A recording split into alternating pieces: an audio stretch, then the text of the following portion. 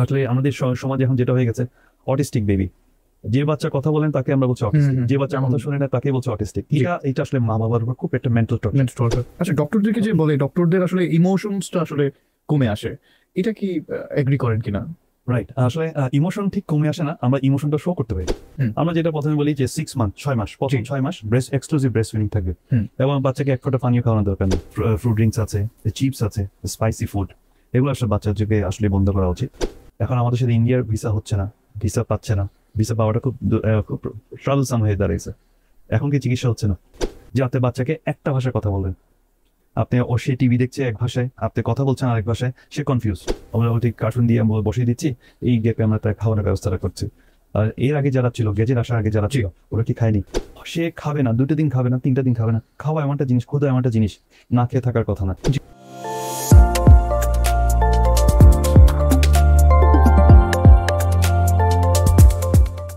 আসসালামু আলাইকুম, this is Tazi Hossain Dhrubo. Circle present podcast স্টেশনে আবারও সবাইকে স্বাগতম। এবং এইটা কিন্তু সিজন 2, আপনারা অলরেডি জানেন।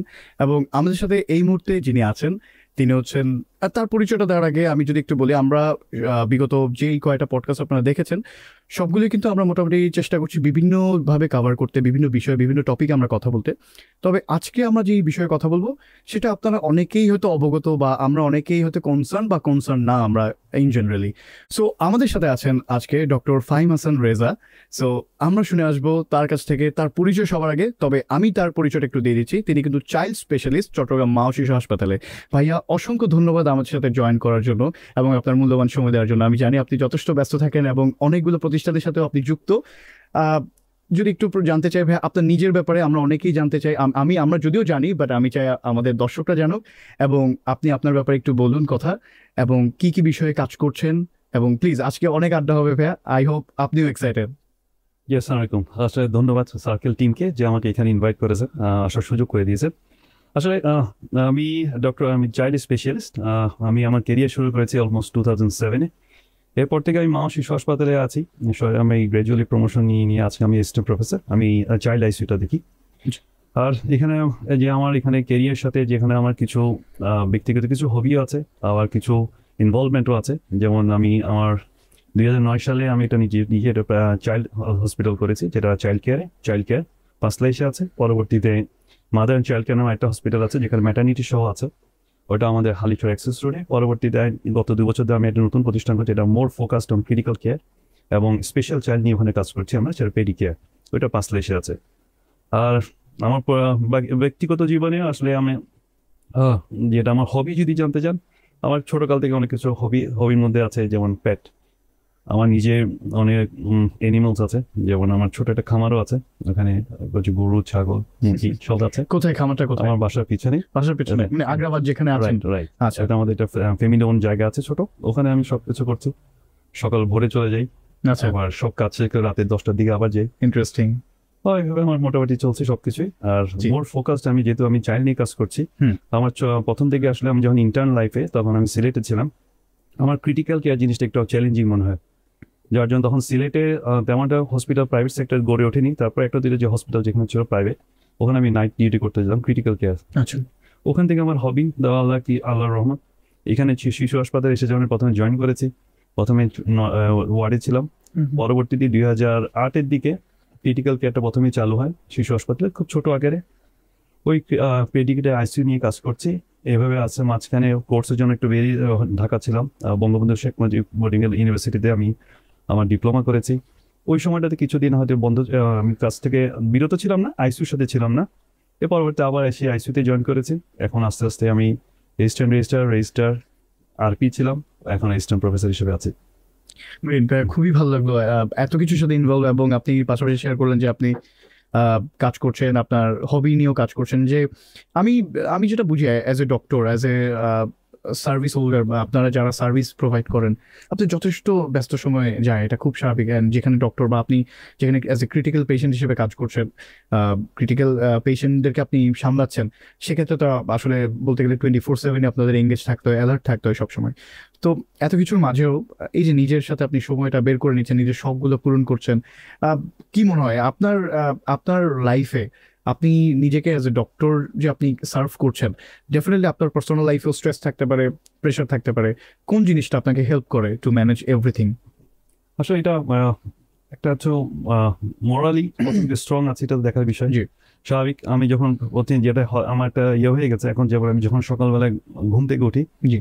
প্রথমে আমার যেটা চেক করি আমি মোবাইলে কোনো কল মিস করেছি কিনা। আচ্ছা। কারণ যেহেতু ক্রিটিক্যাল কেয়ারে কাজ করি, আমার যে মা শিশু হাসপাতাল আইসিইউতে আছে, আবার আমার যে হসপিটাল যেখানে প্রাইভেট সেক্টর যেখানে কাজ করছি ওইটা তো আইসিইউ আছে, রাতে রুগী আসে, মানুষের রুগী খারাপ থাকে, ওরা আমার ডক্টর আমাদের কল করে। প্রথম যেটা হয় চোখটা খুলে একবার মোবাইলে চেক করি। এটা একটা স্ট্রেস একটা ডেফিনিট থাকে, সবসময় মনের ভিতরে একটা ভয় থাকে, চিন্তা থাকে যে কোন বাচ্চাটা খারাপ হচ্ছে। আসলে বেসিক্যালি আমরা যখন চাইল্ড নিয়ে কাজ করি, চাইল্ড আসলে এগুলো একটু খুব ইমোশনাল জিনিস, মা বাবার খুব ওয়ারিড থাকে আমরা কি বলছি, আমার ডক্টর কি বলছে, এটা একটা বড় একটা ফ্যাক্টর, বড় একটা চ্যালেঞ্জিং জিনিস। আর একটা জিনিস থাকেই সবসময় যে সবাই যখন একটা হোপ নিয়ে আসে আমাদের কাছে, এই হোপটাকে তাদের কতটা আমরা পূরণ করতে পারছি।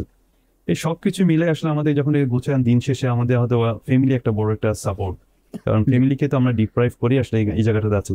আমার হয়তো নিজের বাচ্চাদের সাথে অত সময় স্পেন্ড করার সুযোগ হয় না, যে সময়টা আমি বড় একটা সময় আমি বাইরে স্পেন্ড করি। তো সে স্বাভাবিক, যদি ফ্যামিলি থেকে যদি সাপোর্ট যদি না থাকে এবং ওরা যদি আমাকে হেল্প না করে, তাহলে আসলে এইসব জায়গায় কাজ করাটা খুব ডিফিকাল্ট। ওকে, সো যদি একটু বলতেন যে ডক্টর যখন প্রথমে জানতে চাবো যে ডক্টরকেই কেন বেছে নিলেন? এটা কি আমরা ছোটবেলা থেকে যে আমার ছেলে ডক্টর হবে, ইঞ্জিনিয়ার হবে, ওই প্রেক্ষাপটে? আবার সেকেন্ড প্রশ্ন হচ্ছে, যদি ডক্টরই যখন বাছাই করে নিলেন, সেক্ষেত্রে যদি একটু বলতেন যে চাইল্ড কেয়ার নিয়ে কেন, চাইল্ড স্পেশালিস্টই কেন হতে ছিলেন, অন্য কিছু না কেন? এই দুটো প্রশ্ন। আসলে এটা ডেফিনেটলি ফ্যামিলিতে একটা সবসময় থাকে, সব বাবা মার ইচ্ছা থাকে যে আমার ছেলে ডাক্তার হবে, ইঞ্জিনিয়ার হবে, অনেক কিছু হবে। সেম ভাবে আমার উপর একটা চাপ ছিল, যেটা আসলে না বললেই নয়। আমি খুব এটা আমার একটা গর্ব ঠিক বলবো না, খুব আমার অন্যভাবে বুঝে হয়তো এক্সপ্রেস করতে পারছি না। আমি আমার ফ্যামিলির থার্ড জেনারেশন ডাক্তার। আমার দাদা ছিল চিটং মেডিকেল কলেজ সেকেন্ড প্রিন্সিপাল। আচ্ছা আচ্ছা। আমার বাবা ডাক্তার, আমি ডাক্তার। নাইস। যা আমার কাজিন একজন ডাক্তার আছে, যার ফলে আসলে ফ্যামিলিগত চাপ ছিল। বাট আমার যেটা ইচ্ছা ছিল, আমি হয়তো বিজনেসম্যান হবো, কারণ এইভাবে হবে না। পরবর্তীতে একটা পর্যায়ে দেখা গেল যে না, ফ্যামিলিতে যখন একটা স্বাভাবিক বাবা মায়ের একটা ইচ্ছা ছিল, সেভাবে আস্তে আস্তে তখন নিজে একটু চিন্তা ভাবনা করলাম এভাবে করা যায় কিনা। সর্বোপরি আসলে এটা আল্লাহ ইচ্ছা না থাকলে তো হবে না। এখন আল্লাহ আলহামদুলিল্লাহ ডক্টর ইয়েতে ছিলাম, মেডিকেল সায়েন্সে পড়ালেখা করেছি। আর যেটা চাইল্ড স্পেশালি যেটা, এটা আমার বাবার একটা খুব শখ ছিল। যার আমার বাবা কিন্তু মা শিশু হাসপাতাল আগে থেকে জড়িত ছিল। আর ছোটকালে আমাদের এলাকায় যেতে হয়েছে মা শিশু হাসপাতাল, তো প্রায় সময় এখন যাওয়া হতো। বাট তখন হসপিটাল খুবই ছোট আকারে ছিল, বেস ছিল। তখন দেখতাম ওই একটা ইচ্ছা থেকে হঠাৎ করে হয়েছিল, ওই ট্রেনটা ছিল। এরপরে আসলে আরেকটা যে ইমোশনাল যে জিনিসটা হলো, আমার যে আমি যখন 5th ইয়ার, তখন আমার বাবা মারা যায়। যার ফলে ওই যে একটা স্বপ্ন ছিল, হয়তো বাবা বেঁচে থাকলে হয়তো অন্য লাইনে যেতাম, মানে ডাক্তার হতাম, হয়তো চাইল্ড স্পেশালিস্ট হয়তো হতাম না। কিন্তু ওনার যে একটা স্বপ্ন ছিল, ওই সবসময় বলতো যে তুমি পাশ করে আসো, তোমাকে মা শিশু হাসপাতালে আমি ব্যবস্থা করে দেবো। ঠিক কিভাবে যখন পাশ করে আসো, আমার বাবা ছিল না, বাট আমি তখন নিজেই গেছিলাম, যারা সিনিয়র ছিল পরিচয় দিয়েছি। তারপর ওখান থেকে ওনাদের হাত ধরে ওনারা আমাকে এটা প্রথম সুযোগ করে দেয়। আমি দীর্ঘদিন অনারি ডাক্তার ছিলাম, পরবর্তী আস্তে আস্তে আমি জব পেয়েছি। এভাবে করে আছে আজকে এই পর্যায়ে আসা।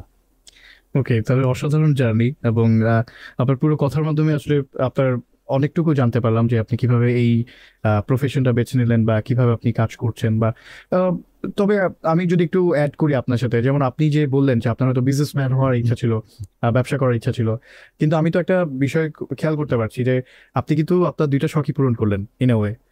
আপনি আমি জানি না আপনি একমত কিনা, যেমন আমি দেখতে পাচ্ছি আপনি ডক্টর প্রফেশনটা বেছে নিলেন এবং পাশাপাশি আপনি কিন্তু নিজের ব্যবসা প্রতিষ্ঠান দাঁড় করালেন।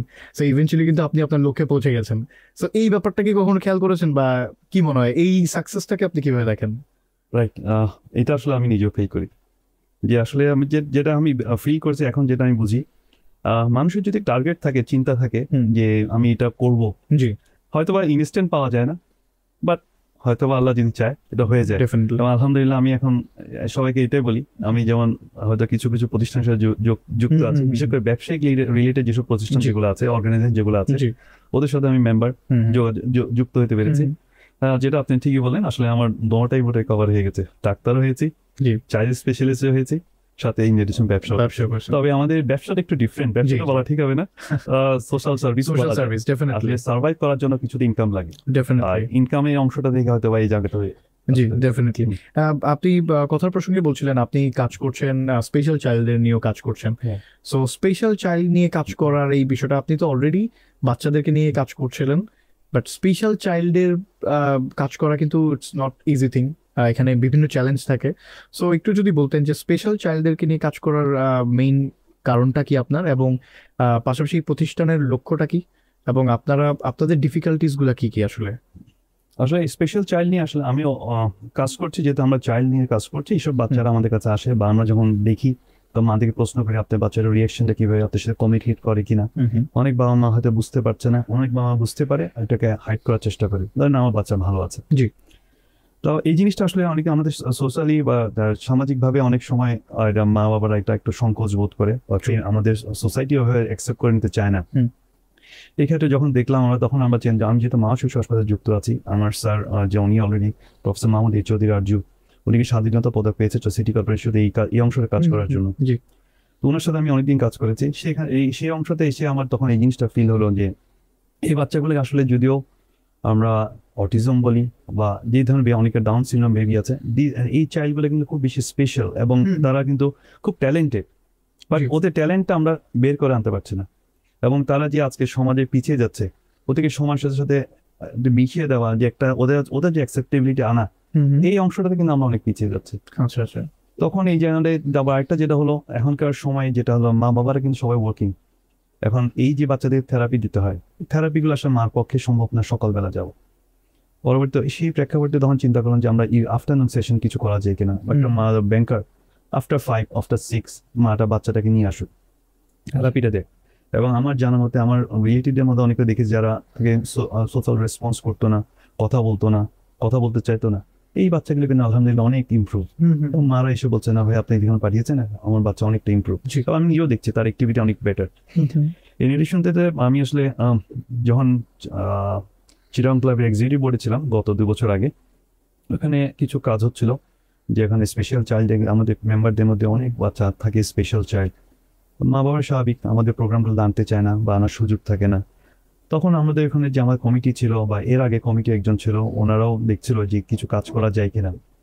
সেই প্রেক্ষাপটে তখন আমরা চিন্তা করলাম এই বাচ্চাদেরকে তো আমরা কিছু কাজ করতে পারি। তো আমার মনে হয় Chittagong club is the first organisation private সেক্টরে, সোশ্যাল ক্লাব হিসেবে, যেখানে এইসব বাচ্চার জন্য কিছু সুযোগ করে দিয়েছে। ফর এক্সাম্পল আমাদের আছে একটা আর্টিফিশিয়াল সুইমিং পুল আছে, জিম আছে বাচ্চাদের জন্য, এবং ওদেরকে আমরা সপ্তাহে 2টা দিন জিম এবং বাস্কেটবল এবং ফুটবল খেলার ব্যবস্থা করেছি। Under supervision of the trainer, therapist থাকে, থেরাপিস্ট দিয়ে ওরা কাজগুলো করে। আর সেই সাথে আমার যেমন পেডিকেয়ার যে হসপিটাল আছে, ওখানেও কিন্তু আমাদের একটা টিম আছে, স্ট্রং টিম, ওরা বাচ্চাদের নিয়ে কাজ করছে।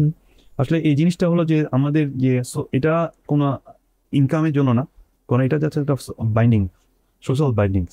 তো আমার মনে হলো যে এটা মোরালি আমাদের কিছু কাজ করা উচিত। অনেক প্রতিষ্ঠান আসছে এখন, আস্তে আস্তে কাজ করছে, অনেক দাতা প্রতিষ্ঠানও আসছে যারা কাজ করছে এইসব বাচ্চাদেরকে নিয়ে। তো এই জিনিসটা হয়তো আগামী আই হোপ যে আগামী 5 থেকে 10 বছরের মধ্যে এই বাচ্চাগুলো আমাদের জন্য ট্যালেন্ট হয়ে বেরিয়ে আসবে। এবং আপনি জানেন খুব ইন্টারেস্টিং যে এখন কিন্তু এইসব বাচ্চাদের কিনে অলিম্পিয়াড হয়। তা আমাদের দেশে থেকে তেমন পারফরমেন্স নাই। কিছু গভর্নমেন্ট ক্ষেত্রে কিছু কাজ ছিল, ওরা কাজে হয়তো সময় কিছু হচ্ছে, কিছু বন্ধ হয়ে যাচ্ছে, কিছু স্লো থাকে। তা আমার মনে হয় যদি আমরা এভাবে কাজ করে যেতে পারি, হয়তো এইখান থেকে ট্যালেন্ট বের করে আনা সম্ভব হবে। এবং সবচেয়ে ট্যালেন্ট বের করে আনতে না পারলেও তাদের যে অধিকার আছে যে আমাদের সাথে মিশা, আমাদের সাথে বসা, আমাদের সাথে খাওয়া, এই অধিকারটা তাদের পাওয়া উচিত। এই প্রেক্ষাপট থেকে আসলে আমার খুব ক্ষুদ্র পরিসরে কাজ করা, যদি জানি না ভবিষ্যতে বড় করতে পারি কিনা, যদি একটা বড় টিম পাই, ভালো টিম পাই, আল্লাহ যদি রহমতে হয়তো একটা বড় বৃহৎ আকারে কাজ করার ইচ্ছা আছে এই অংশটা নিয়ে। ইনশাআল্লাহ আমার তরফ থেকে এবং সার্কেলের পক্ষ থেকে অসংখ্য শুভকামনা এত সুন্দর উদ্যোগ নেওয়ার জন্য। এবং আমি বিশ্বাস করি যে ভালো কাজের ফল একটু দেরিতে হলেও অবশ্যই ভালো কিছুই হবে। তো এখন যদি একটু প্রশ্ন করি আপনাকে যে এই যে চাইল্ড কেয়ার নিয়ে কাজ করছেন এবং স্পেশালি অটিজম বা যদি স্পেশাল চাইল্ডই বলি, স্পেশাল চাইল্ড এই শব্দটা ডেফিনেটলি আমাদের সমাজে সবাই সবসময় ওপেনলি কথাও বলে না, এবং এটা নিয়ে সোসাইটিও যেটা বললেন যে অ্যাকসেপ্টেন্সটা একটু কম, এবং প্যারেন্টসরাও কিন্তু আসলে ওভাবে কথা বলে না। সো আমার প্রশ্নটা হচ্ছে একটা স্পেশাল চাইল্ড, সে যে স্পেশাল বা তার তার প্রবণতা বা জন্মের পরে আসলে বোঝার উপায়গুলো কি, সিমটমটা কি? আসলে এটা আসলে মাদের জন্য একটু চ্যালেঞ্জিং হয়ে দাঁড়ায়। কারণ হচ্ছে এইসব বাচ্চাগুলা একটু রেসপন্সটা কম করে। মারা প্রথম দিকে হয়তো বুঝতে পারে না যে বাচ্চারা রেসপন্স করছেন, তা আই কন্ট্যাক্ট নেই, মার দিকে চোখে চোখে তাকাচ্ছে না। এরপরে ডেভেলপমেন্টের ব্যাপার থাকে, যে সব বাচ্চার একটা মাইলস্টোন ডেভেলপমেন্ট আছে। সে কত মাসে যে দাঁড়াবে, কত মাসে এসে হামাগুড়ি দিবে, কত মাসে বসবে, হাঁটবে, একটা মাইলস্টোন আছে। এটা কি প্রথম মানে একদম সর্বপ্রথম সিমটম কি, যে একটা নিউবর্ন বেবি আসলে কখন গিয়ে বুঝতে পারবে, মানে ইজিলি 1 to 45 days, 1 থেকে 1.5 মাসের মধ্যে তার আস্তে আস্তে আই কন্ট্যাক্ট ডেভেলপ করে মার সাথে মার চোখে চোখে তাকাচ্ছে কিনা। আচ্ছা, এখান থেকে পরবর্তী যখন বাচ্চা একটু আস্তে আস্তে যখন কথা বলা শিখে, হাঁটা শিখে, তখন দেখা যাচ্ছে যে বাচ্চাটা সাউন্ড করছে কিন্তু মা কোনো শব্দ দিচ্ছে না, যে একটু মা বা এই ধরনের শব্দগুলো আস্তে আস্তে সে দেয় না। আচ্ছা, এবং কতদিন পরে দেখা যায় মা যখন ডাকছে, মা সে তার জগতে আছে, সে তার মতো কাজ করে যাচ্ছে, সে তার কোনো কিছু ধরার চেষ্টা করছে, কিন্তু মাকে সে রেসপন্স করছে না। আচ্ছা, এটা ইজিলি আসলে তখন থেকে বুঝতে হবে যে আমার বাচ্চাটা পিছিয়ে যাচ্ছে, অথবা তার প্রবলেম হচ্ছে, সাইকোলজিক্যাল কোনো সমস্যা হচ্ছে। এটার ক্ষেত্রে মূলত আমরা এই মানে কোনো প্রিকশন কি নেওয়া যায়? না, আসলে প্রিকশন নেওয়াটা এই ক্ষেত্রে প্রিকশন নেওয়ার কোনো সুযোগ নেই। তবে কিছু কিছু ডিজিজ আছে যেগুলো আমরা প্রিকশন নিতে পারি, যেমন অনেক সময় বাচ্চারা প্রিটার্ম বেবি, সময়ের আগে যেসব বাচ্চা, অপূর্ণ বাচ্চা যারা, প্রিম্যাচিউর বেবি, তারপর হচ্ছে অনেক বাচ্চা জন্মের পর করতে দেরি করে, আমরা এগুলো লিখে দিই। আপনাদের ইন্ডিয়া একটা পরীক্ষা আছে, রেপিড নিউরো ডেভেলপমেন্ট অ্যাসেসমেন্ট, ওইটা করার জন্য বলে দিই যে আপনারা 28 দিন বা 1 মাস বয়সে পরীক্ষাগুলো করবেন। সেক্ষেত্রেও দেখা যায় অনেক সময় অনেক বাবা মা ব্যস্ততার কারণে হোক অথবা সামাজিক কারণে অনেক সময় পরীক্ষাগুলো করতে চায় না। This are very simple tools, কিন্তু মারা অনেক সময় পারে না। আমরা বুঝি অনেক সময় একটা প্রত্যন্ত অঞ্চল থেকে আসছে, আমাদের যেমন মা শিশু হাসপাতালে অনেক জায়গা থেকে পেশেন্ট আসে, দিক থেকে আসছে, আমাদের অনেক উত্তর চট্টগ্রাম, দক্ষিণ চট্টগ্রাম থেকে পেশেন্ট আসে, এরা অনেক সময় আসতে পারে না, এটাও বুঝি। আবার অনেকে একটু বলে না থাকা, আমার বাচ্চা তেমনটা সমস্যা আমি দেখছি, এটাও একটা সমস্যা। এগুলো চ্যালেঞ্জ আমাদের রয়ে যায়। তো আর অনেক বেশিরভাগ ক্ষেত্রে যেমন পেশেন্ট যেমন বা এইসব বাচ্চা যারা আসে, দে আর ভেরি লেট, তখন অলরেডি বাচ্চা একটা পর্যায়ে চলে গেছে। তো এতে সেক্ষেত্রে এইসব বাচ্চাকে একটু রিকভার করানো খুব টাফ। মোটামুটি একটা অ্যাকসেপ্টেবলি পর্যায়ে আনার জন্য যে সময়টা দরকার আসলে তখন আমরা অনেক সময় পাই না। তবে এইটা কিছু যে লক্ষণ, যে বাচ্চাদের বিশেষ করে বাচ্চা যে আই কন্ট্যাক্ট এবং তার সোশ্যাল রেসপন্সটা, তাকে ডাকলে সে শুনছে কিনা, সে কথা একটু একটু করে শব্দ বলছে কিনা, এইগুলো দিয়ে আসলে প্রথমে বুঝতে হবে যে বাচ্চাটা একটু স্পেশাল। আসলে স্পেশাল চাইল্ড বলার শব্দ হচ্ছে, আমি কেন ইউজ করছি, আসলে আমাদের সমাজে এখন যেটা হয়ে গেছে, অটিস্টিক বেবি। যে বাচ্চা কথা বলেন তাকে আমরা বলছি অটিস্টিক, যে বাচ্চা কথা শুনে না তাকে বলছি অটিস্টিক। এটা আসলে মা বাবার উপর খুব একটা মেন্টাল টর্চার। এই জন্য এইটা আমাদের বাইরে যেমন অনেক হচ্ছে ব্লেসড চাইল্ড, ওরা অনেকে বলে ব্লেসড চাইল্ড, এটা খোদা প্রদত্ত, পজিটিভ ওয়ার্ড ইউজ করে, রাইট, গড গিফটেড চাইল্ড বলে। তারপর আমরা যেমন বলি স্পেশাল চাইল্ড। আমরা অটিস্টিক বলতে, কারণ সব বাচ্চা অটিস্টিক না, সব বাচ্চা, আমার ডাউন সিনড্রোমের ভ্যারাইটি আছে। ডাউন সিনড্রোম বেবি, দে আর সো লাভলি, ওরা খুব রেসপন্সিভ হয়, ওরা গান শুনতে পছন্দ করে, একটু যদি আপনি একটু কাছে টেনে নেন দেখবেন আপনার সাথে লেগে গেছে, সে আপনাকে ছাড়ছে না, আদর করছে। দে আর সো লাভলি বেবি। কিন্তু এই বাচ্চাগুলোকে আমরা তখন বলে ফেলছি দে আর ডাউন সিনড্রোম, দে আর অটিস্টিক বেবি। তখন বাবা মার মধ্যে একটা নেগেটিভ রিয়াকশন তৈরি হয় যে আমার বাচ্চাকে এইভাবে বললো কেন। এই জন্য আসলে এগুলো ইউজ করা উচিত, গড গিফটেড চাইল্ড অথবা পজিটিভ ওয়ার্ডগুলো ইউজ করা, ব্লেসড চাইল্ড। বাট যদি একটু বলতেন যে আপনার কাজ করার মুহূর্তগুলো, যেহেতু অনেককে নিয়ে কাজ করলেন বা বাচ্চাদেরকে নিয়ে কাজ করেন, স্পেশাল চাইল্ড নিয়ে কাজ করেন, আপনার লাইফে এমন কোনো মোমেন্ট আছে যে মোমেন্টটা হচ্ছে খুব মজার অভিজ্ঞতা এবং অ্যাট দ্য সেম টাইম খুব টাফ, আপনার জন্য খুব কঠিন ছিল ওই ট্রমাটা নেওয়া? রাইট, যেহেতু আইসিইউতে কাজ করছে আসলে সবগুলো আমাদের চ্যালেঞ্জিং। বাচ্চা যখন ঢুকে অনেক খারাপভাবে ঢুকে, আবার যখন ভালো হয়ে যায় তখন খুব ভালো লাগে, আবার যখন ডিটেরিয়েট করে তখন এই সময়টা আসলে খুব প্যাথেটিক, আমাদের জন্য খুব বেশি প্যাথেটিক। তবে ভালো দিক, ভালো ঘটনা অনেক আছে।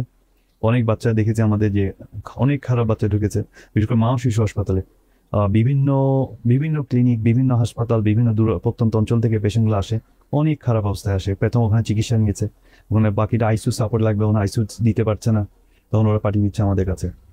তো আমরা তখন মনে করছি হয়তো পেশেন্টটা সিন করে যাবেন। দেখা যায় 3-4 দিন 5 দিন পরে বাচ্চা যখন উঠে দাঁড়ায়, বসে, তখন মায়ের যে একটি স্মাইল, যে মায়ের যে মুখে যে হাসিটা, ওইটাই আছে আমাদের জন্য বড় পাওয়া।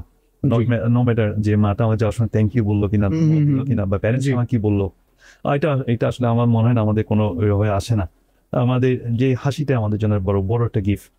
যেমন লাস্ট কতদিন আগে একটা পেশেন্ট ছিল আমাদের আইসিইউতে, বাচ্চারা আসছে একটা হসপিটাল থেকে, তার ব্লিডিং হচ্ছিল, প্রচুর ব্লিডিং হচ্ছিল, নাক দিয়ে মুখ দিয়ে ব্লিডিং হচ্ছে। আমাদের হেমাটোলজিস্ট আছে ওখানে, তো উনি দেখলো, উনি সহ দেখে কিছু পরীক্ষা দিল, পরীক্ষা দেওয়ার পরে দেখা যায় তার ব্লিডিং ডিসঅর্ডার আছে এবং তার একটা খুব দামি একটা ওষুধ দরকার। ওই সময় রোগী বাচ্চার মা বাবার পক্ষে ওটা অ্যারেঞ্জ করা কোনোভাবেই সম্ভব হচ্ছিল না। যাই হোক, আমাদের মামা শিশু হাসপাতালে আমাদের একটা ফান্ড আছে, আমরা জাকাত ফান্ড বলি। আচ্ছা, আমাদের অথরিটি খুব খুব বেশি কোঅপারেটিভ। তো ওনার কাছে আমি গেলাম যে এই বাচ্চাটাকে এটা দিলে হয়তো বা সার্ভাইভ করে যাবে। এবং আমাদের যে রেজাল করিম আজাদ বর্তমান জেনারেল সেক্রেটারি, ওনার কাছে সরাসরি আমার একটা একটা সম্পর্ক আছে, আমি যেতে পারি, ওনার কাছে আবদার নিয়ে যেতে পারি। ওনার কাছে গেলাম, বলে ফাইন, তুমি গো হেড, তোমার যা ইচ্ছা করো, তুমি দেখো বাচ্চাটাকে সেভ করতে পারো কিনা। তো আমার ডিরেক্টর স্যারদের কাছে গেলাম, চিঠিটা নিয়ে, ও সবাই অ্যাপ্রুভ করে দিয়েছে। এবং আলহামদুলিল্লাহ বাচ্চাটা 3টা ডোজ পাওয়ার পরে বাচ্চাটা একদম রিকভার। আলহামদুলিল্লাহ। এবং মাটা কতদিন এই বাস আমার মানে 10-15 দিন আগে আমাকে হোয়াটসঅ্যাপে ছবি পাঠিয়েছে বাচ্চাটার প্লেফুল চাইল্ড। বাহ, দিস ইজ ওয়ান্ডারফুল গিফট। আর অভিজ্ঞতা খারাপ অভিজ্ঞতা অনেক আছে। যেমন যখন আইসিইউতে বাচ্চা আসে, আমরা ভর্তি দিয়েছি, রিক্স বোর্ডে সাইন নিয়েছি, বাচ্চাটা খারাপ। অনেক অনেক সময় রোগীর অভিভাবক এসে বলে যে আমার বাচ্চা তো ভালো ছিল, বাচ্চাটা খারাপ হলো। এইটা একটা বড় চ্যালেঞ্জ আমাদের জন্য। আর আর কিছু জিনিস আছে, যেমন একটা বাচ্চা পুকুরে পড়ে খারাপ হয়ে যাওয়া, মারা যাওয়া, তারপর যেগুলো আসলে আনসার্টিন, এগুলো কেউ বলতে পারে না। তারপর আমাদের আরেকটা প্রেক্ষাপট হয় যে বাচ্চার মাদেরকে আমরা বলি, এটা আমরা বুঝি মারা অনেক ওয়ার্কিং মাদার, ফ্যামিলি একটা স্ট্রেস থাকে, আমরা বারবার বলি মা আপনি বাচ্চাকে শোয়া খাওয়াবেন না। দেখা যাচ্ছে রাতের বেলা মা পারছে না, এটা হয়তো বা শারীরিক সে অসুস্থতার কারণে বা শারীরিক তার দুর্বলতার কারণে, সারাদিন ব্যস্ততার কারণে সে পারছে না। এখন বাচ্চাটা চকিং হয়, আমাদের স্পিরিট করে যে বাচ্চাগুলা খারাপ হয়ে যায়, আসলে আমাদের জন্য খুব বেশি তেমন থেকে কি মৃত্যুর ঘটনা Right, ঘটেছে? অনেক অনেক কেস আছে ও। আমাদের। আমি সরাসরি বলতে যাচ্ছি না আর কি, বুঝতে পেরেছি। এই ধরনের অনেকগুলো কেস আছে। তো এইগুলা জিনিসগুলো আসলে আমার জন্য খুব খুব প্যাথেটিক। কঠিন, বাবা মাকে বোঝানো এটা তাদের জন্য বেশ কঠিন আসলে। Right. বুঝতে পারে না যে আমার জি। বাচ্চাটাকে নিয়ে ঘুমালাম রাতের বেলা, কি হলো এমন সকালে বাচ্চাটা নাই। আহ। এটা বাচ্চা খেলছিল, নানা বাড়িতে গেল, দাদা বাড়িতে গেল, বাচ্চাটা পুকুরে পড়ে, জাস্ট এটা কিন্তু অসাবধানতাও বলা যাবে না, হয়তো বা খেয়াল রাখতে পারিনি ব্যস্ততার কারণে, এই যে বাচ্চাটা নাই। এই জিনিসটা আমাদেরকে যখন বাবা মাকে বলি যে আপনার বাচ্চাটা নাই, আসলে খুব টাফ হয়ে যায়। এইটা আমাদের জন্য বড় চ্যালেঞ্জ, এবং এগুলা এই সবগুলা অভিজ্ঞতা আসলে খুব খারাপ অভিজ্ঞতা আমাদের জন্য। বুঝতে পেরেছি। আচ্ছা, ডক্টরদেরকে যে বলে ডক্টরদের আসলে ইমোশনসটা আসলে কমে আসে, এটা কি এগ্রি করেন কিনা? রাইট, আসলে ইমোশন ঠিক কমে আসে না, আমরা ইমোশনটা শো করতে পারি না। যেটা বললাম যে আমাকে থ্যাংক ইউ দিল কিনা সেটা আমার দেখার বিষয় না, এই যে ওর সে যদি আমাকে মনে রাখে, এটাই আমার জন্য পাওয়া। এবং মাটা যাওয়ার সময় যে একটা হাসি দেয়, মা বলে ঠিক না, মা বাবা যেই আছে, প্যারেন্টসরা যখন আছে, ও যে একটা মুখে যে হাসি মুখে যেমন বাচ্চাটাকে নিয়ে যায়, কোলে করে নিয়ে যায়, এটা হচ্ছে আমাদের বড় পাওনা। এখন এইখানে আসলে ইমোশন দেখানো আসলে সুযোগ থাকে না আমাদের, কারণ হচ্ছে আমি যদি এখন ইমোশন দিয়ে কাজ করতে যাই, তাহলে বাচ্চাটাকে আমার তোলা খুব টাফ হয়ে যাবে।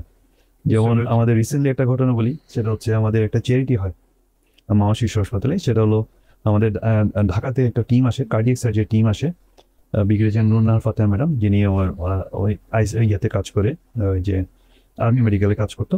জি, উনি আসে, উনি সম্পূর্ণ চ্যারিটি বেস আসে, উনি আমাদের এখানে এসে থাকে একটা দিন, এসে উনি কিছু কিছু বাচ্চার হার্টের কিছু ছিদ্রটা কাজ করে, ক্লোজার করে। প্রথম বাচ্চার সার্টেন কোনো কারণে বাচ্চা ডিটিরিয়েট করে যায়, এবং বিলিভ মি, আমার team, ICU team, they work together, আমার মনে হয় অলমোস্ট 17 to 18 আওয়ার্স আমরা লেগেছিলাম বাচ্চাটার পিছনে। ওকে, যে বাচ্চাটাকে, আমাকে একজন দুষ্টুমি করছে, স্যার আপনি আমার বাচ্চাটাকে শেষ দেখে ছাড়বেন। আমার টিম এত ভালো কাজ করেছে, আলহামদুলিল্লাহ। প্রায় সকালে কাজ হয়েছে, আমরা রাতের বেলা যে রেসপন্সটা পেলাম, যে বাচ্চা আস্তে আস্তে চোখ খুলছে, আস্তে আস্তে উঠে বসার চেষ্টা করছে। তো এইগুলা আসলে আমাদের ইমোশন, তখন যদি আমি ইমোশন দিয়ে হাত পা ছেড়ে দিই, তখন এটা সার্ভাইভ করানো খুব টাফ। এই জন্য আসলে আমরা ইমোশন দেখানি, সাথে আমরা ম্যানেজ করতেছি বাবা মাকে। বাবা মা চিন্তা করছে, আমি বাচ্চাটা কোলে করে নিয়ে আসলাম, বাচ্চা কি হলো, এখন ভেন্টিলেটরে। তো এই জিনিসটা আসলে আমার জন্য চ্যালেঞ্জ হয়ে যাবে।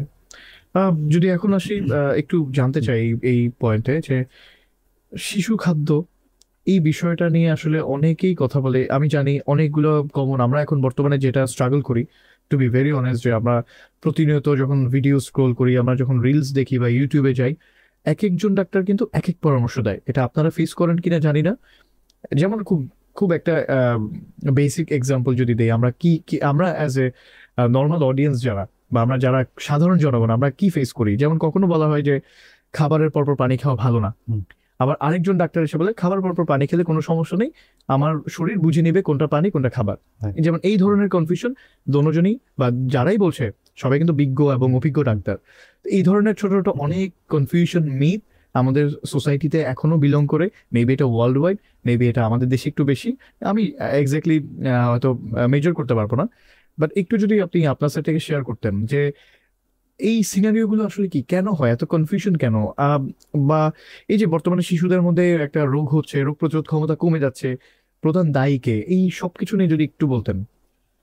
আসলে যেটা বলে আপনি খাওয়ার পরে খাওয়ার আগে, এটা আসলে অলমোস্ট অ্যাডাল্টদের চলে যায়, আমি যা ওটাতে আসবো পরে আসবো। আর যেটা হলো আমাদের যে বাচ্চাদের ক্ষেত্রে যদি আমরা আসি, আমরা যেটা প্রথমে বলি যে 6 মান্থ 6 মাস, প্রথম 6 মাস ব্রেস্ট এক্সক্লুসিভ ব্রেস্ট ফিডিং থাকবে এবং বাচ্চাকে এক ফোঁটা পানীয় খাওয়ানোর দরকার নেই। আচ্ছা, বাট আমাদের যেখানে দেখা যাচ্ছে গ্রাম অঞ্চল বা শহরের মধ্যে অনেকে রয়ে গেছে যে বাচ্চাকে মিষ্টি খাওয়াতেই হবে, একটু পানি খাওয়াতেই হবে, নাহলে বাচ্চা কি সার্ভাইভ করবে। তো এই অংশগুলো আসলে আমার জন্য এখন অনেকটা রিকভার করে আসছে, রিকভার হবে। মা বাবার মধ্যে সচেতনতা ডেভেলপ করেছে, আমাদের যারা সিনিয়র যারা আছেন, বিশেষ করে ফ্যামিলিতে দাদি থাকে দাদা থাকে, যে আমি তো আমার বাচ্চাকে খাওয়াইছি, তোমাকে খাওয়ালে অসুবিধা কি, এটা মাদের উপর একটা চ্যালেঞ্জ। তো এই জায়গাগুলোতে কিছু কিছু আমরা রিকভার করছি, বিভিন্ন পোস্টার গভর্নমেন্ট কাজ করছে, আমাদের হসপিটালগুলো কাজ করছে, আমরা বিভিন্ন জায়গায় পোস্টার দিচ্ছি যে এইভাবে আপনি খাওয়াবেন। Then after 6 month to 2 years, 2 বছর পর্যন্ত আমরা ইজিলি খাওয়া আস্তে আস্তে উইনিং যাই। উইনিং মিনস হচ্ছে আমরা আস্তে আস্তে খাওয়াগুলো শুরু করি, একটু ভাত দিই, পানি দিই, আস্তে আস্তে খাওয়াগুলো শুরু করি। এখানের মধ্যে একটা চ্যালেঞ্জ থেকে যায় যে গরুর দুধ, সবাই এটা ধারণা গরুর দুধ পাতলা করে খাওয়ালে কোনো অসুবিধা হবে না, বাট ব্রেস্ট মিল্কের সাথে যদি চিন্তা করি তাহলে হচ্ছে গরুর দুধে কোনো তুলনা করার কোনো সুযোগই নেই। আর সেম ভাবে সাগু সুজি, সবার ধারণা হচ্ছে, দাদিদের একটা ধারণা হলো সাগু সুজি খাওয়ালে বাচ্চারা একটু মোটা সোজা থাকবে, দেখতে ভালো লাগবে। দিস নট লাইক দ্যাট, ওকে হজম করার শক্তি থাকতে হবে। জি, এই অংশগুলোতে আমরা এখন আস্তে আস্তে অনেকটা রিকভার করে আসছি। আমি যখন আর্লি 2007-এ কাজ শুরু করেছি, 2024 আমার মনে হয় অনেকটা চেঞ্জ, অনেক সচেতনতা বেড়েছে, মানুষ এখন অনেক কনসাস হচ্ছে, আমাদের কাগজগুলো পড়ে দেখছে, আমরা যে লিফলেট দিই বা আমরা অ্যাডভাইস গুলো দিই, এর মধ্যেও স্টিল 10 to 20% বা 15% মারা পারে না, ফ্যামিলি কত কারণ, আর কি যারা অংশ পারে না, মনে বুঝতে পারে না। এই জায়গাগুলো হয়তো কামিং ডেজে রিকভার করে যাবে। আর পরবর্তীতে খাওয়া দাওয়া আরেকটা যেটা নতুন সমস্যা যেটা আমাদের তৈরি হয়েছে, সেটা হচ্ছে জাঙ্ক ফুড। জাঙ্ক ফুড নিয়ে বলছিলেন, একটু যদি বলতেন যে জাঙ্ক ফুড আপনার কাছে আসলে কোন কোন আইটেম? আমরা তো সবই খাচ্ছি, রেস্টুরেন্টে খাচ্ছি বা বিভিন্ন জায়গায় খাচ্ছি, সো বাচ্চাদের ক্ষেত্রেও তো, বাচ্চারা তো এখন ডেফিনেটলি চিকেন ফ্রাই, বার্গার এগুলোর জন্য ক্রেজি আসলে, ওরা কি বলবো। সো একটু যদি বলতেন জাঙ্ক ফুড কি আসলে। এই জাঙ্ক ফুড এই যে খাওয়া, যেমন চকলেট, চিপস, তারপর যে ফ্রাইড আইটেমস গুলা, এগুলো যে আসলে যেগুলো আমাদের দোকানে যেগুলো আছে এখন কিছুটা হয়তো তদারকির কারণে কিছুটা ইমপ্রুভ হচ্ছে, যে পুরনো তেলটা ইউজ করা, এখানে যে ভাজা অথবা অয়েলি ফুড, এগুলো আসলে বাচ্চাদের জন্য আসলে ভালো না। এখন হয়তো আমরাও নিচ্ছি, খাচ্ছি, কিন্তু সবাই তো আসলে অ্যাবজর্ব করতে পারছে। আমি যেমন সব মা বাবাকে বলি, অনেক বাচ্চাই খাবে, যে আপনার বাচ্চা যেহেতু খেতে পারছে না, সহ্য করতে পারছেন, তাহলে এটা বন্ধ রাখতে হবে। বিশেষ করে আমাদের যে কালারিং ফুডস গুলা, যেমন ফ্রুট ড্রিঙ্কস আছে, চিপস আছে, স্পাইসি ফুড, এগুলো আসলে বাচ্চাদেরকে আসলে বন্ধ করা উচিত। এগুলোর জন্য এখন আমরা যেটা বলছিলাম, যে আগে আমরা কখনো গ্যাস্ট্রিকের ওষুধ বা এই ধরনের কোনো ব্যাকটেরিয়া ডিজিজ কোনো ওষুধ বাচ্চাদেরকে ইউজ করিনি, এখন কিন্তু আমাদেরকে ইউজ করতে হচ্ছে। এবং বিভিন্ন কোম্পানি কিন্তু ফার্মাসিউটিক্যাল কোম্পানিগুলো এই প্রেক্ষাপটে অনেকগুলো ওষুধ, নতুন নতুন জেনারেশন বাচ্চাদের জন্য ওষুধ নিয়ে আসতে বাধ্য হচ্ছে। আচ্ছা, তা সেক্ষেত্রে আসলে এই জিনিসটা আমাদের অনেকটা বড় একটা ক্ষতিকর একটা দিক। মানে এখন আস্তে আস্তে মা বাবার সচেতন হওয়া উচিত, অত ভবিষ্যৎ আসলে একটু খারাপের দিকে চলে। এই যে আপনি বললেন বিভিন্ন ওষুধ কোম্পানি ওষুধ বের করছে, ডেফিনেটলি আপনি জানেন বাংলাদেশের ল অনুযায়ী কিন্তু ওষুধের কোনো বিজ্ঞাপন আসলে হয় না। তো সেক্ষেত্রে আমরা যেটা দেখি, এই কমপ্লেনটা কিন্তু বেশ করা হয় যে ডক্টরের কাছে গেলেই কোনো ওষুধ নাই বা আমার কোনো খারাপ লাগছে না, এমনি মাথা ব্যথা নিয়ে গেলাম, এক পাতা ওষুধ লিখে দিচ্ছে, এইরকম একটা কমপ্লেন আসলে হয়ে থাকে। অনেকেই ডেফিনেটলি কোনো কারণেই দিয়ে থাকে, বাট তারপরেও আমরা যেটা বুঝি অনেক সময় যে বিভিন্ন ব্র্যান্ডেড ওষুধ আসলে দেওয়া হচ্ছে, এটা বিভিন্ন আলোচনা সাপেক্ষে কিন্তু উঠে এসছে। তো এই বিষয়ে আপনার আসলে কি মতামত, কি হচ্ছে মার্কেটে? আসলে ডিপেন্ডস। আমাদের যেমন একটা ডক্টরদের দিকে একটা বড় খারাপ দিক হচ্ছে, আমাদের একটা যে প্রবলেম হয়ে দাঁড়াচ্ছে, সবার ধারণা হচ্ছে আমরা ওষুধগুলো ওভার ইউজ করছি, আর এটা হচ্ছে আননেসেসারি ইনভেস্টিগেশন দেওয়া হচ্ছে। যদি আমাদের চাইল্ডের ক্ষেত্রে আসলে তেমন একটা সুযোগ নেই, আমাদের বাচ্চাদের ক্ষেত্রে অত বেশি ইনভেস্টমেন্ট দেওয়ার কোনো সুযোগ থাকে না। অ্যাডাল্ট দেখা যায় অনেকগুলো ইনভেস্টিগেশন আছে যেগুলো দেওয়ার সুযোগ থাকে। এখানে দোনো দিকেই কথা আছে। ওই যে রুগীর পার্টি আমরা যে অভিভাবক হিসেবে চিন্তা করি বা রুগী হিসেবে চিন্তা করি যে অ্যাডাল্ট আমাদেরকে অনেকগুলো আননেসেসারি পরীক্ষা দিচ্ছে, আর ডাক্তার হিসেবে যে চিন্তা করি আসলে ডক্টররা মনে হয় না কোনো সময় আননেসেসারি কোনো পরীক্ষা দেওয়ার কথা, ওষুধ দেওয়ার কথা। ওষুধ যদি দিই আমি তো চাইলে তো অ্যান্টিবায়োটিক ইউজ করতে পারছি না, আমি হয়তো ভাইটামিন দিতে পারি জি এক্সট্রা, জি আমি হয়তো বা গ্যাস্ট্রিক ওষুধটা দিতে পারি, পেপটিক আলসার ডিজিজ ওষুধটা দিতে পারি, কিন্তু আমি তো কোনো তাকে একটা মানুষকে অ্যান্টিবায়োটিক দিতে পারি না উইদাউট এনি রিজন। আমি একটা অ্যাডাল্ট পেশেন্টকে আমার মনে হয় না কোনো আমি যার প্রেশারের সমস্যা নেই, ব্লাড প্রেশারের সমস্যা নেই, তাকে তো আননেসেসারি ব্লাড প্রেশার ওষুধ দেওয়ার কোনো সুযোগ নেই। যার ডায়াবেটিস নাই তাকে তো ডায়াবেটিস ওষুধ দেওয়ার কোনো সুযোগ নেই। জি। সুতরাং লজিক্যালি যদি চিন্তা করি আসলে এই ধরনের হওয়ার কথা না। ওকে আমাদের একটা ধারণা হয়ে গেছে, আমাদের ডক্টরদেরকে আমরা মনে করছি আমরা আননেসেসারি অনেক কিছুই করছি, এক্সপ্লোর করার চেষ্টা করছি। ব্যক্তিগতভাবে আমি এই ব্যাপারটা আসলে সবসময় আপনার ধারণা সবাইকে নেগেটিভিটি দিয়ে ধারণা দিয়েছি যে এই ধরনের আসলে করার কোনো সুযোগ নেই।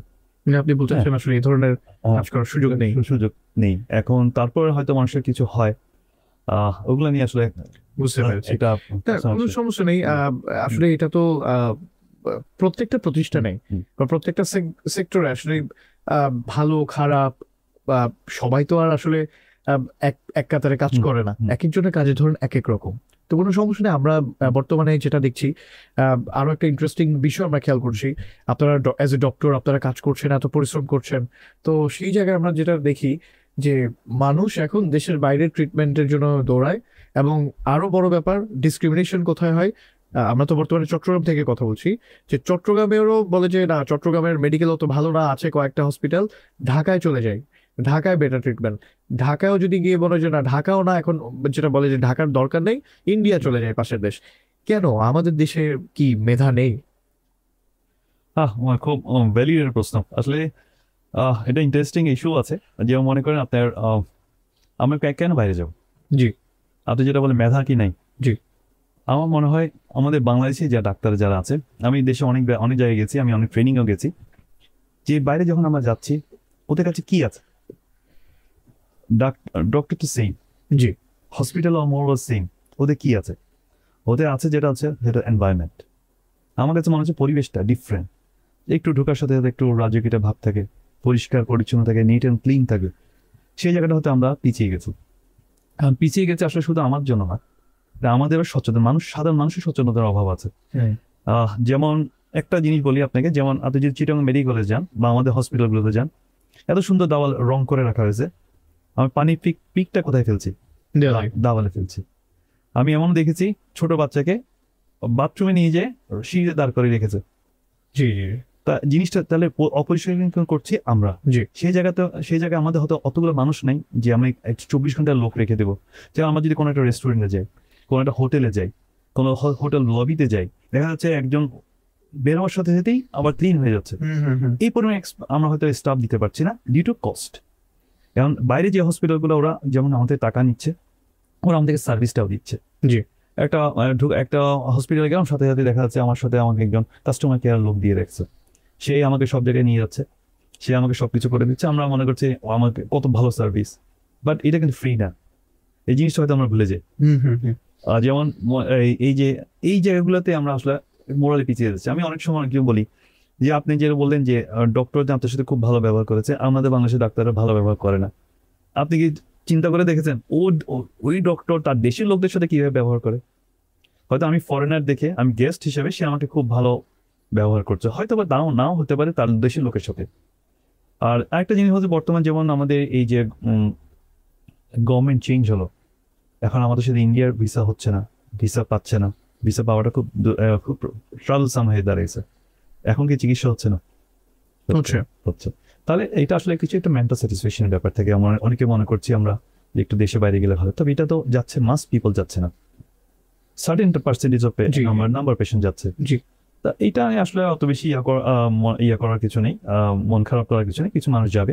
যেমন আমরাও যে আমাদের প্রেক্ষাপটে আমরা বলি, যেমন আমার মা শিশু হাসপাতালে আমি কাজ করি, মা শিশু দেখা যায় একটা পেশেন্ট ইমপ্রুভ করছে না, তো আমরা বলছি ঠিক আছে আপনি যদি চান তাহলে আপনি ঢাকা যান, অথবা অন্য কোনো। সেইমভাবে আমরা যখন ক্লিনিকে কাজ করি, ক্লিনিকে যখন দেখছি বাচ্চারা রেসপন্স করছে না, একটু সময় হচ্ছে, টাকা পয়সার ব্যাপার আছে, তখন আমরা আবার রেফার করে দিচ্ছি আমাদের মা শিশু হাসপাতাল। আর পৃথিবীর সব জায়গায় সেন্ট্রাল একটা কথা আছে যেমন আমাদের দেশে আমাদের মেডিকেল সায়েন্সের জন্য আমাদের বিদ্যাপীঠের বঙ্গবন্ধু শেখ মুজিব মেডিকেল ইউনিভার্সিটি, ওখানে কিছু কিছু পরীক্ষা হয় যেগুলো হচ্ছে আনকমন, আনপ্যারাল, যেগুলো গতানুগতিক কোনো ল্যাবে হওয়ার কথা না। জি। ওই পরীক্ষার জন্য আমরা ঢাকা পাঠাতে পারি। যেমন কার্ডিয়াক সার্জারি, বাচ্চাদের ক্ষেত্রে কার্ডিয়াক সার্জারি কিছু কিছু কাজ আমাদের হচ্ছে, যেটা বললাম একটু আগে, আমাদের মানসিক ডিভাইস ক্লোজার হচ্ছে, কিন্তু বাচ্চাদের যে ওপেন হার্ট সার্জারি, যে বাচ্চার সাইনোটিক, যে বাচ্চা কালো হয়ে যায়, এটা এখনো কাজ চট্টগ্রামে শুরু হয়নি, ঢাকায় শুরু হয়েছে, তাই ঢাকায় পাঠাচ্ছি আমরা। আজকে থেকে 10 বছর আগে মনে করেন চট্টগ্রামে কোনো বাচ্চাদের ইকোকার্ডিওগ্রাফি হতো না। আচ্ছা। একটা বাচ্চা হার্টের সমস্যা মনে করলে আমরা ঢাকা পাঠিয়ে দিতাম, যে আর বাচ্চারা হার্টের সময় হয়তো ঢাকা চলে যান। এখন দেখেন আমাদের অলমোস্ট সব হসপিটালে ইকো হচ্ছে, কার্ডিওলজিস্ট ডেভেলপ করেছে, আসছে ওনারা। এখন আমরা কি ঢাকা পাঠাচ্ছি না, ডিভাইস ক্লোজার ঢাকা পাঠাচ্ছি না, কারণ শুধু আমরা যেটা সাইনোটিক হার্ট, যে ক্রিটিক্যাল হার্ট ডিজিজ, ওটাই ঢাকা পাঠাচ্ছে। আচ্ছা। আবার ওখান থেকে যেটা মনে হচ্ছে ওরা এখানে পাচ্ছেন, ওরা তখন বলছে আপনি দেশে বাইরে যান। এখন প্রেক্ষাপটটা চেঞ্জ হয়ে ক্রিটিক্যাল কেস, রাইট, এখন প্রেক্ষাপটটা চেঞ্জ হয়ে আসছে। এখন মনে হয় না আস্তে আস্তে আমাদের এই জায়গাগুলোতে better days are coming. G. So এখন যদি একটু প্রশ্নটা রাখি এরকম, যে শিশুর, যেহেতু আপনি শিশু নিয়ে কাজ করছেন, বাচ্চাদেরকে নিয়ে কাজ করছেন, তাদের মেন্টাল হেলথ নিয়ে আসলে কি, মানে এই বিষয়টা আমরা অলওয়েজ যে বিষয়টা নিয়ে ভাবি যে মেন্টাল হেলথ, যারা অ্যাডাল্ট তাদেরই, বা যারা মানে মোটামুটি অ্যাডাল্টদেরকে আমরা ধরি যে মেন্টাল হেলথ নিয়ে কাজ করতে হবে, বাট যেটা আমরা অলরেডি আমরা বুঝি অনেক সময় যে না, যে আমরা আমাদের ছোটবেলা অন্তত এই জিনিস মেন্টাল হেলথ ওয়ার্ড মনে হয় আমরা জানতে পারছি খুব খুব রিসেন্টলি, এই শব্দগুলা। তো মেন্টাল হেলথ বিষয়টা কতটা ইম্পর্টেন্ট একটা বাচ্চার জন্য, এবং একটা বা প্যারেন্টসরা আসলে কি করা উচিত এই বাচ্চার শিশু বয়সের আপব্রিঙ্গিং এর জন্য, কিছু যদি পরামর্শ বা টিপস যদি দিতেন। আসলে মেন্টাল হেলথ জিনিসটা তো আসলে বেসিক, যে একটা বাচ্চার যে মেধা বিকাশ, যে সে কিভাবে কোন লাইনে যেতে চায়। যেমন আমাদের মনে আছে যে আমাদের ছোটকালে আমরা বিকাল টাইমটা খেলতে যেতাম। জি। বিকাল টাইমে নিচে নামতে না পারলে মনটা খারাপ লাগতো, কোনো টিচার আসবে বললে মনটা খারাপ হয়ে যেত, ইভেন কি বেড়াতে যেতে বললে মনটা খারাপ, যে আমি এই টাইমটা খেলবো, ক্রিকেট খেলবো, সামথিং ফুটবল খেলবো। এখনকার সামওয়াট সবাই গ্যাজেট নির্ভর হয়ে গেছে, গেম গ্যাজেটের মধ্যে ও কার্টুন দেখছে, অথবা গেম খেলছে, অথবা কোনো কিছু নিয়ে ব্যস্ত। এই যে জিনিসটা এখন আস্তে আস্তে, কিন্তু এই যে আমরা যে স্পেশাল চাই, this one of the factor. এই যে বাচ্চা, আমরা মা বাবার ব্যস্ত আছি, বিজি আছি, আমরা আমরা দিয়ে দিচ্ছি গ্যাজেট, ও গ্যাজেট দেখছে, সে কথাটা শিখছে না ভালো করে, কথা স্পষ্ট হচ্ছে না। তার সাথে আমরা যদি রেগুলার ফ্রিকোয়েন্টলি কথা বলতাম, আমরা যেমন অনেক মা বাবাকে অ্যাডভাইস করি যে আপনি বাচ্চাকে একটা ভাষায় কথা বলবেন। আপনি সে টিভি দেখছে এক ভাষায়, আপনি কথা বলছেন আরেক ভাষায়, সে কনফিউজড, সে কোন ভাষায় কথা বলবে। এই যে মনোবিকাশ, যে মানসিক যে বৃদ্ধিটা, এই জায়গাটা আমরা আস্তে আস্তে পিছিয়ে যাচ্ছি। এই জন্য আসলে যেটা পর্যাপ্ত খেলাধুলার জায়গা, আমাদের সুযোগ সুবিধার অভাব, এইগুলো আস্তে আস্তে ডেভেলপ করে যেতে হবে, না হলে আসলে আমরা এই জায়গাটাতে আস্তে আস্তে পিছন দিকে চলে যাব। এবং আজকে যে আমাদের বিভিন্ন ক্রাইম, আমি তো মনে করি জাস্ট এইসব জায়গাতেই হচ্ছে, কারণ আমার আর তো কোনো সুযোগ নেই, অপরচুনিটি নেই। আমি টিভি দেখছি, টিভি দেখে আমি অনেক কিছু শিখছি, আমি মনে করছি টিভি যেটা দেখাচ্ছি এটাই মানে রিয়েলিস্টিক, এভাবে ঘটনাটা ঘটতে পারে, তা তো না। এই যে প্রবলেমগুলো তৈরি হচ্ছে, এই জন্য আসলে আস্তে আস্তে আমাদেরকে সব দিক থেকে, প্রতিটা আবাসিক এলাকা হোক, সব জায়গায় সবারই উচিত বড় বিল্ডিং না করে একটা খেলার মাঠ রাখা, বাচ্চাদের রিক্রিয়েশনের জায়গা করে দেওয়া। তাহলে তারা গ্যাজেট নির্ভরতা থেকে সরে এসে আস্তে আস্তে তারা সোশ্যালি অ্যাক্টিভ হয়। এখন যেমন অনেক বাচ্চা আছে, অনেক ওই যারা কোনো প্রোগ্রামে যেতে চায় না, কারণ তার গ্যাজেট তাকে আকৃষ্ট করে ফেলছে। জি। এই জায়গাতে এই প্রশ্নটা তো অনেকবার পেয়েছেন, যে যখন শিশুরা আসলে যখন খেতে যায়, বাচ্চারা খাওয়ার সময় মোবাইল বা টেলিভিশন ছাড়া খাচ্ছে না, ডেফিনেটলি এইটার কমপ্লেইন আসলে সবার ঘরে ঘরেই থাকে কম বেশি। বাট এইটার ক্ষেত্রে আপনার সাজেশন কি, কোনো টিপস আছে যে বাচ্চাদেরকে কিভাবে এটার থেকে বঞ্চিত করে প্রপারলি তাকে ফিডটা করানো যায়? আসলে এইটা খুব ডিফিকাল্ট ইস্যু, কারণ হচ্ছে আসলে আমরা এখন এভাবে ডেভেলপ করে ফেলছি ওদেরকে, আমরা ওই কার্টুন দিয়ে বসিয়ে দিচ্ছি, এই গ্যাপে আমরা তার খাওয়ানোর ব্যবস্থাটা করছি। আর এর আগে যারা ছিল, গ্যাজেট আসার আগে যারা ছিল, ওরা কি খায়নি? ডেফিনেটলি খেয়েছে। এই যে আস্তে আস্তে এখন আমরা এইসব জায়গাতে তাকে গ্যাজেট নির্ভরতাকে সরিয়ে নিয়ে আসতে হবে। এইটা সে খাবে না, 2 দিন খাবে না, 3টা দিন খাবে না। খাওয়া এমনটা জিনিস, ক্ষুধা এমনটা জিনিস, না খেয়ে থাকার কথা না। আমি অনেক সময় বলি যে আপনারা বাচ্চাকে ছেড়ে দেন, ফোর্স করবেন না, ছেড়ে দেন। অনেক বাবা মা একটু আমাদের উপর মনে হয় যে ডাক্তার সাহেব কি বলছে, যে বাচ্চাকে উপোস রেখে দিতে বলছে। আসলে এটা কিছুই হবে না, এটা রিকভার করে যাবে। কিন্তু তাকে গ্যাজেট দিয়ে তাকে এটা ফোর্স ফিডিং করানো, এটাও কিন্তু one of the cause of the abdominal discomfort, তার অস্বস্তি বোধ কাজ করা, আবার ওই মায় আবার আমাদের কাছে নিয়ে আসে আমার বাচ্চাটা পেট ফুলে গেছে, বাচ্চা খেলে বমি করে, হ্যাঁ কারণ ও তো গ্যাজেটে বলছিল সে আস্তে আস্তে খাওয়াই দেওয়া হয়েছে, সে খেতে পারছে কি পারছেন দেখছে না, এই প্রবলেমগুলো হচ্ছে। এবং সে তো আলটিমেটলি খাবারের টেস্টটাও কিন্তু বুঝলো না এটা কি তার প্রিয় খাবার রাইট, নাকি সেটা তার প্রিয় না। সোলো করা, সে যেটা ইয়ে করা, এটা কি বলবো, যে চাবানো যেটা, জি এই জিনিসটা তার হচ্ছে না। তো এইখানে সব দিকে খুব স্বাভাবিক। তো এই যে এই বিষয়গুলো তো একটা মেজর প্রবলেম বর্তমানে, সবার ঘরে ঘরের প্রবলেম। ভাই আপনি শেয়ার করলেন যে বিষয়গুলো নিয়ে, যে বাচ্চারা কি খাচ্ছে সে কিন্তু কোনো খাবারের টেস্ট পাচ্ছে না, বুঝতে পারছে না। তো ইন জেনারেলি কিন্তু আসলে দেখা যাচ্ছে আমরা এটাকে খুব স্বাভাবিকভাবে নিচ্ছি, কিন্তু আসলে অতটা স্বাভাবিক কিন্তু না এই বিষয়গুলো। তো সেইভাবে একটু যদি বলতেন যে বাচ্চাদেরকে গ্রুম করার ক্ষেত্রে আমরা অনেক কিছু কিন্তু অ্যাজ এ প্যারেন্টস আমরা অনেক কিছু গোপন করি, অনেক কিছু নিয়ে কথা বলি না বাচ্চাদের সাথে, অনেক কিছু নিয়ে সোসাইটি কি করে, সোসাইটির যে আগাম কিছু ধাক্কা, কিছু মানসিক প্রেশার থাকতে পারে একটা বাচ্চার ক্ষেত্রে, অনেক হিউমিলিয়েশনের শিকার হতে পারে।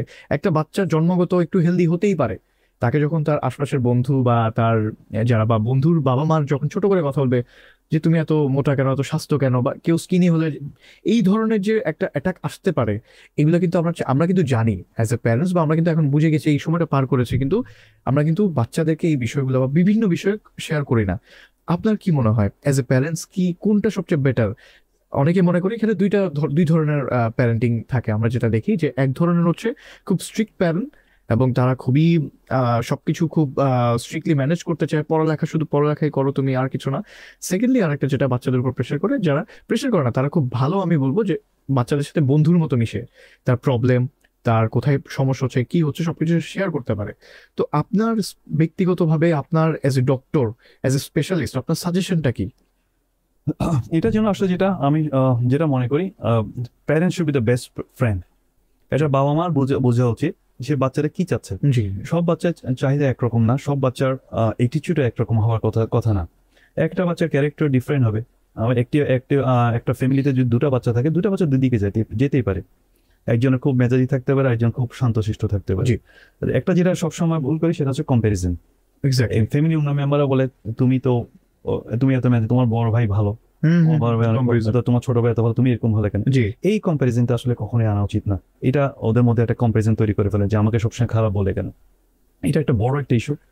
সেই সাথে হচ্ছে আমাদের যেটা গ্যাজেট থেকে সরিয়ে আনতে হলে আমাদেরকে এই ওয়ান অফ দ্য কজ হচ্ছে এই গ্যাজেট। এই গ্যাজেটগুলোতে সরিয়ে আনতে হলে আমাদের খেলাধুলার সুযোগ করে দিতে হবে। বাচ্চারা যেন ঘরে না থাকে, ও পড়ালেখা করবে, আর সারাদিন পড়ালেখা করা আসলে ব্রেইনকে স্ট্রং করা যাবে না।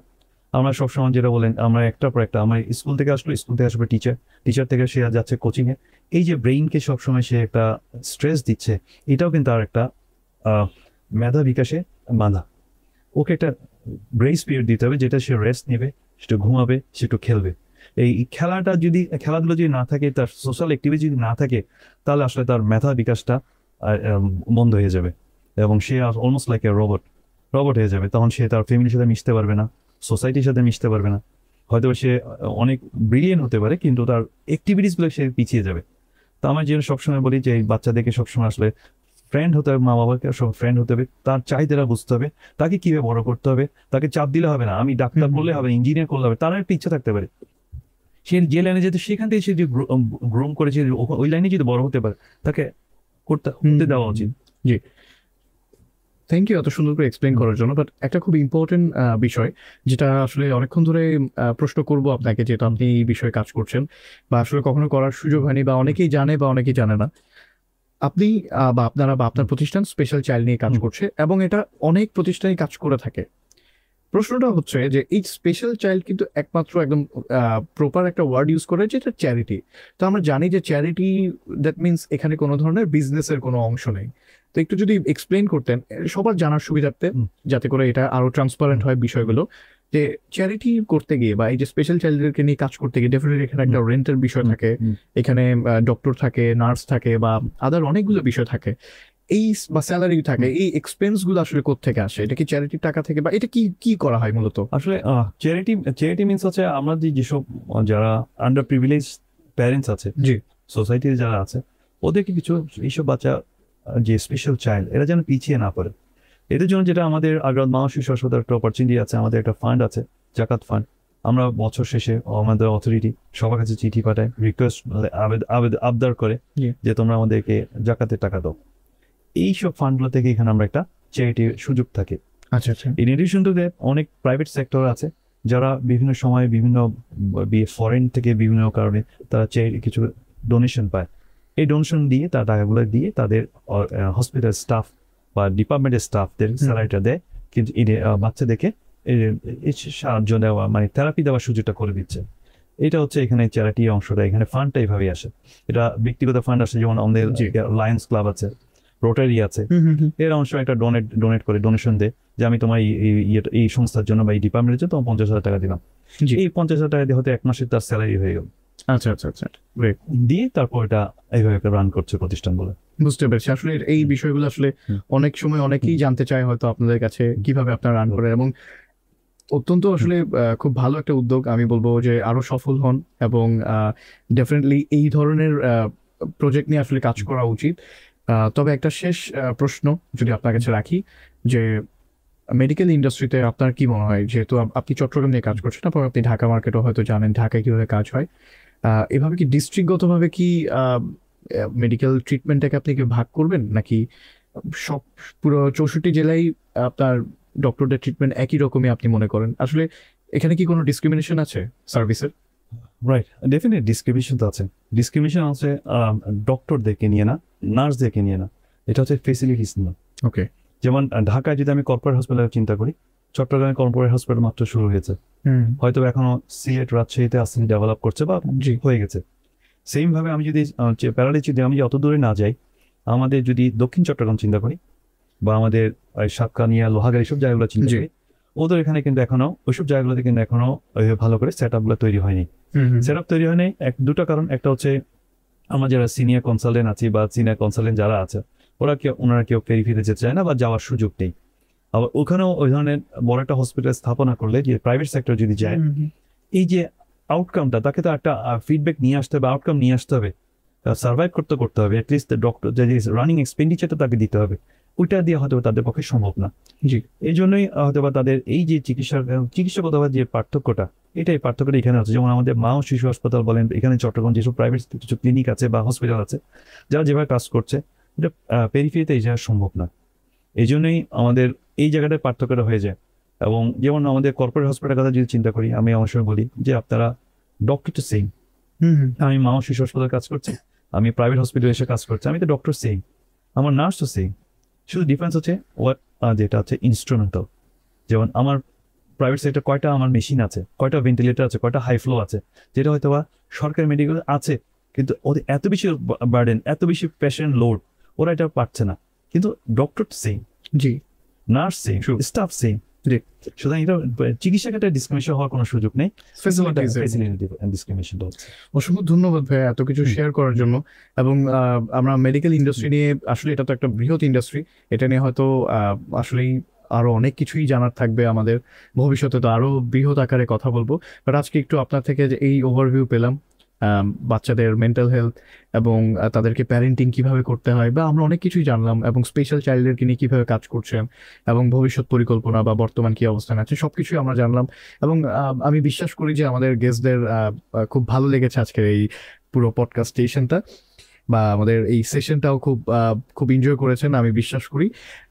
যদি ভাইয়া আপনার কাছে লাস্ট কিছু শব্দ, যে আমাদের এই সেশনটা কেমন লাগলো বা আমাদের এই আয়োজনটা কেমন লাগলো, এবং আমরা কিন্তু আরো বিভিন্ন টপিক, বিভিন্ন বিষয় নিয়ে কাজ করব এবং করে যাচ্ছি, আমাদের উদ্দেশ্যে যদি আপনার কোনো সাজেশন বা কোনো অনুভূতি শেয়ার করার থাকে ছোট করে। এটা আমার যথাসম্ভব সেকেন্ড সিজন 2। রাইট, আমি ফার্স্ট সিজন বেশ কয়েকটা দেখেছি, আপনাদের শোগুলো দেখেছি। তাহলে যেটা আপনি বিভিন্ন সময় বিভিন্ন টপিকস নিয়ে আলোচনা করেছেন, ডেফিনেটলি এটা যেমন হয়তোবা অন্যান্য যে টপিকস গুলো যেটা ছিল, ওটা এক ধরনের স্টর্মিং ছিল। আজকে আমারটা হয়তো আরেক রকমের স্টর্মিং। এটা হয়তোবা যারা দেখছে কিছুটা একটা আইডিয়া পাবে যে এই বাচ্চাগুলো এইভাবে কাজ করা হচ্ছে, এইভাবে এই ধরনের সুযোগ সুবিধাগুলো আছে এখন চট্টগ্রামে আছে বা বাইরে আছে। তো এই জিনিসটা আমার মনে হয় এটা একটা সোশ্যাল দায়বদ্ধতা থেকে আপনারা যে উদ্যোগটা নিয়েছেন, আমার ডেফিনেটলি এটা সাধুবাদ জানানোর মতো একটা অংশ।